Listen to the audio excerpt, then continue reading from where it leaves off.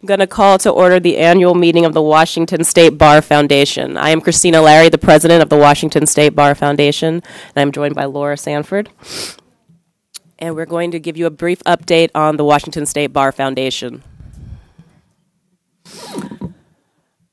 I'm happy to announce that the Washington State Bar Foundation trustees have approved a FY year 20 disbursement of $260,000 to the WSBA for its public service and diversity programs.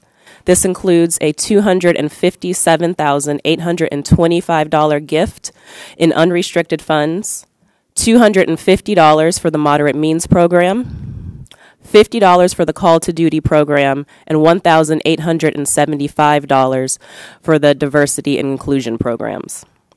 This amount actually represents $10,000 more than we had budgeted to give to the WSB this year.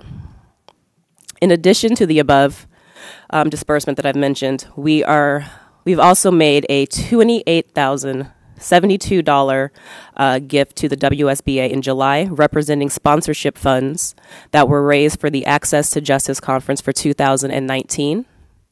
The foundation also paid the WSBA $4,100 for the cost of the sponsors' meals for the Apex Awards in 2018. Overall funding for this year to date is a total of $305,495 compared to $292,114 from the end of FY18.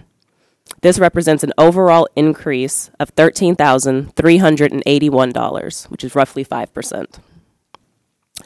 Fiscal year 19 is the third consecutive year of growth for the foundation.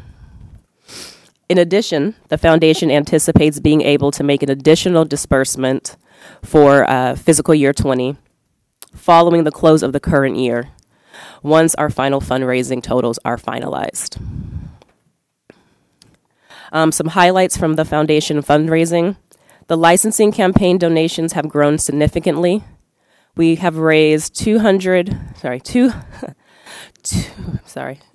I don't know why I can't get these numbers. Okay.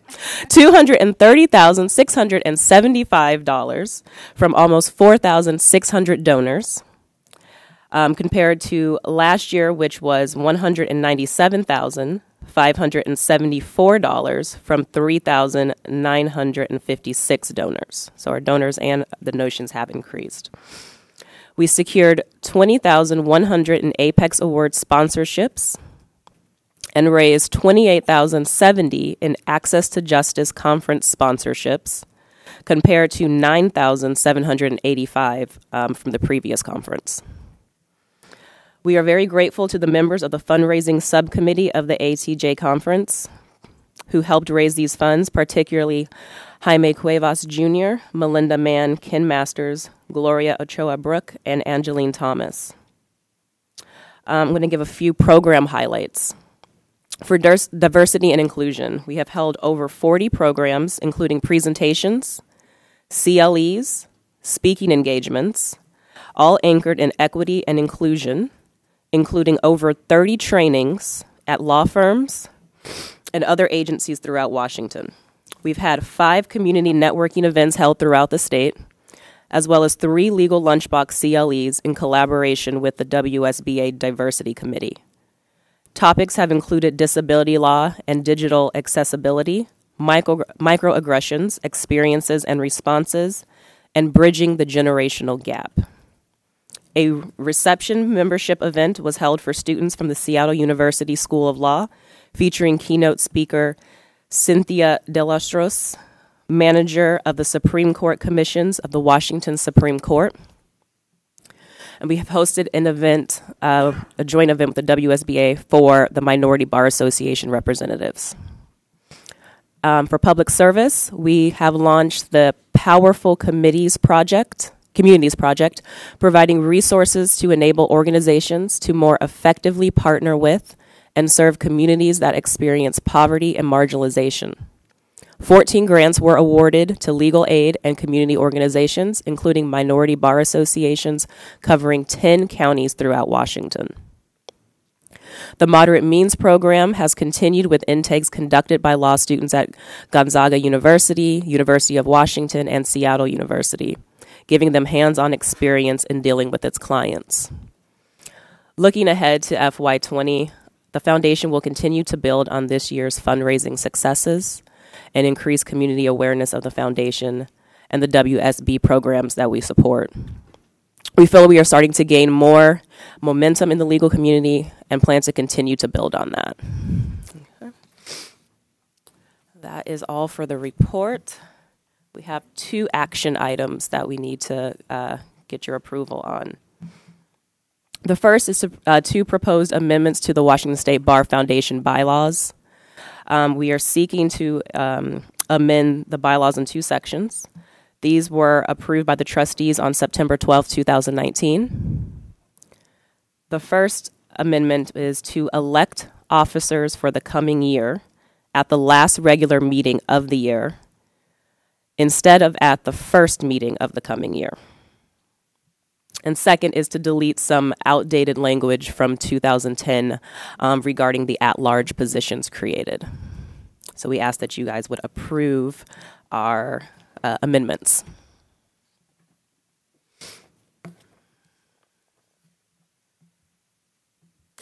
It feels odd that we would amend bylaws for the foundation, given our relationship with the foundation, when the board has been frozen to amend its bylaws. And I'm wondering about the consistency of that, not in any way speaking to the merits of it, but simply from a procedural standpoint. It feels odd. I'll jump in, if you don't mind. A couple things I'll point out. One, the Washington State Bar Foundation is a separate legal entity. It is a 501c3 nonprofit organization, which is good news because it allows us to accept tax-deductible contributions. So, and because it's a separate legal entity, I would say my own view would be that the court's order to freeze the Washington State Bar Association's bylaws is separate from the Washington State Bar Foundation, although I can see how philosophically it might seem odd. And then just for clarity, the members of the Board of Governors are the members of the Washington State Bar Foundation. And in the Washington State Bar Foundation's bylaws, it is up to this entity sitting as members of the Washington State Bar Foundation to approve any changes to the bylaws.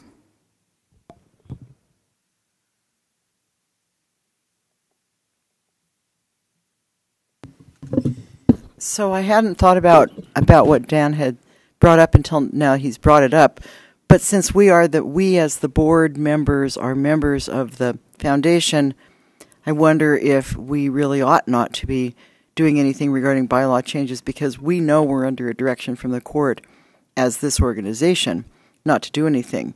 And I guess, although I'm certainly not opposed to the bylaw changes, they make a lot of sense to me.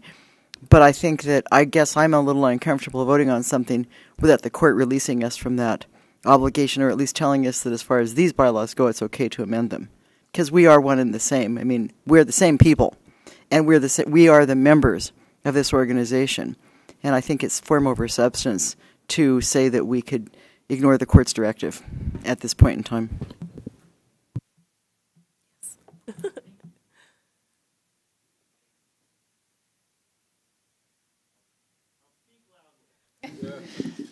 That's a great, interesting question. I'm terrified that you brought it up. I am going to go speak with the court on the 7th, and I'm going to be requesting that they lift the restriction on this board in regards to all bylaw changes. But frankly, I think you guys could go ahead and do this. I think it's a different enough issue. I don't think it was in the context of what the court envisioned. I have really little worry about that, and if there is, I'll go and take the licks on behalf of the board and defend the board's action and tell them that I recommended them to do it, because I think it's the right thing to do at this time, and I don't think the court contemplated that. Thank you. Is that the advice you'd give to your counsel or your client?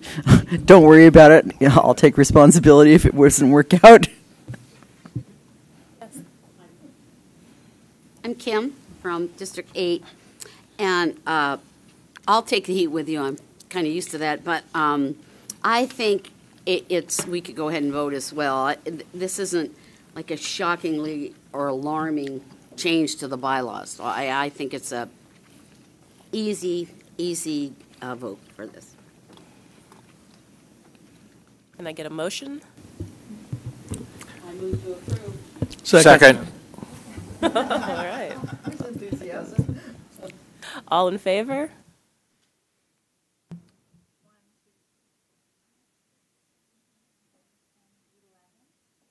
Any opposed? Abstentions? Motion to amend the Washington State Bar Foundation bylaws has passed. Thank you. Finally, we would ask that we get an approval of our new foundation trustees.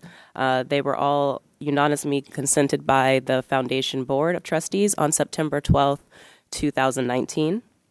Those 3 new trustees, in addition to our continuing trustees, are Gloria Ocho Brook to serve a 3-year term as a at-large trustee, Brent Williams Ruth to a 3-year term as a WSB member trustee, and Maya Manis to a term as student trustee to conclude upon graduation from law school.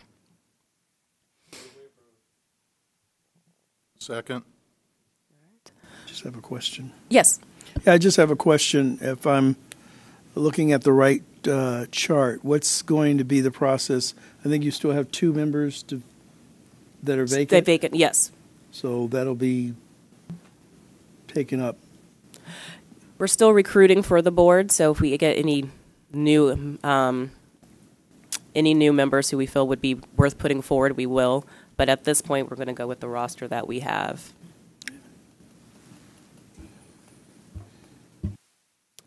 Any other questions?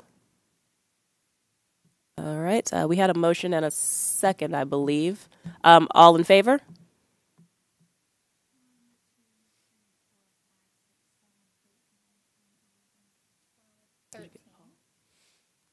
All opposed? Abstentions? All right. Motion to approve the new Board of Trustees has carried. Thank you. And that calls to end the end of the Washington State Bar Foundation report.